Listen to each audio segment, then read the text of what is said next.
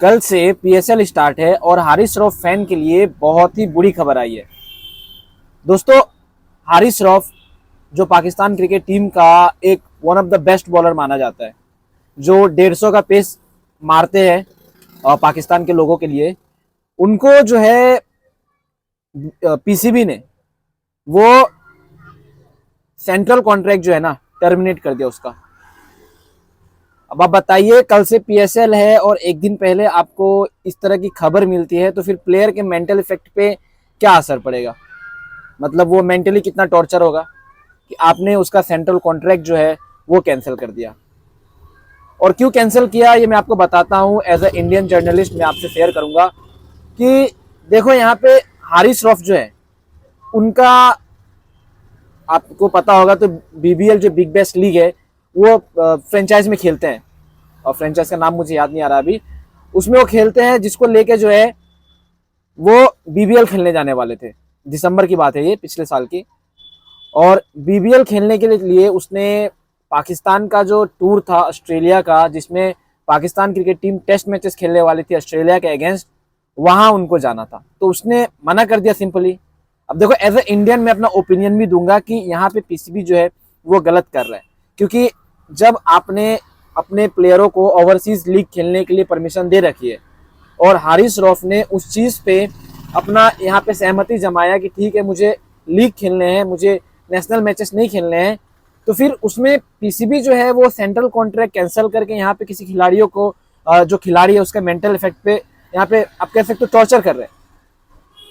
अब देखो, बहुत सारे पाकिस्तान क्रिकेट फैंस है वो कहेंगे कि भाई देश पहले, ये पहले, आप समझ रहे हो, लेकिन एज अ प्लेयर अगर आप देखो तो भाई सबको पैसे चाहिए। देखो, बहुत सारे जो हमारे पड़ोस के फैन है वो आके मेरे कमेंट सेक्शन में कहेंगे कि भैया देश के लिए खेलना तो गर्व की बात है, आप लीग मैचेस नहीं छोड़ सकते क्या देश के मैचेस खेलने के लिए। तो देखो, सही बात है, आप लोगों की बात भी सही है कि एक खिलाड़ी को देश के मैचेस खेलने चाहिए, लेकिन जब पीसीबी ने खुद ही यहाँ पे कह रखा है कि आपके जो प्लेयर्स है वो ओवरसीज जाके खेल सकते हैं, तो फिर आपको यहाँ पे उसमें क्या आपत्ति होनी चाहिए? नहीं आपत्ति है। और पीसीबी ने कहा था कि आप यहाँ पे खेलो, मतलब आप एक तरह से कह सकते हो कि वहाब रियाज जो टीम सिलेक्टर्स थे उसने कहा था हारिस रऊफ को कि आपको ऑस्ट्रेलिया जाके खेलना है। तो हारिस रऊफ ने क्या कहा था पता है उस टाइम पे? हारिस रऊफ ने ये कहा था कि मैं ऑस्ट्रेलिया के कंडीशंस में जाके नहीं खेल पाऊंगा, क्योंकि मुझे गर्मी से यहाँ पे मतलब दिक्कत होती है। प्लस यहाँ पे अगर मैं बात करूँ तो उन्होंने ये भी कहा कि मैं अपने व्हाइट बॉल क्रिकेट को बचाना चाहता हूँ, इसके लिए मैं रेड बॉल क्रिकेट अभी नहीं खेलना चाहता। इस बात पे जो है पीसीबी गुस्सा हो गई और उस टाइम पे जो है बहुत ज़्यादा लफड़े भी हुए थे, मतलब बहुत ज़्यादा चीज़ें जो है वो चली थी हमारे पड़ोस क्रिकेट के अंदर, ठीक है। बाद में यहाँ पे क्या हुआ, Haris Rauf big bash league खेले, बिग बैश लीग खेल के वहाँ पे वो वापस भी आते हैं और 30 जनवरी को जो है पीसीबी जो है पाकिस्तान क्रिकेट बोर्ड वो हारिस रऊफ को बुलाता है कि आपको यहाँ पे ट्रायल के लिए आना पड़ेगा, कि आपने जो है नेशनल मैचेस के लिए मना क्यों कर दिया।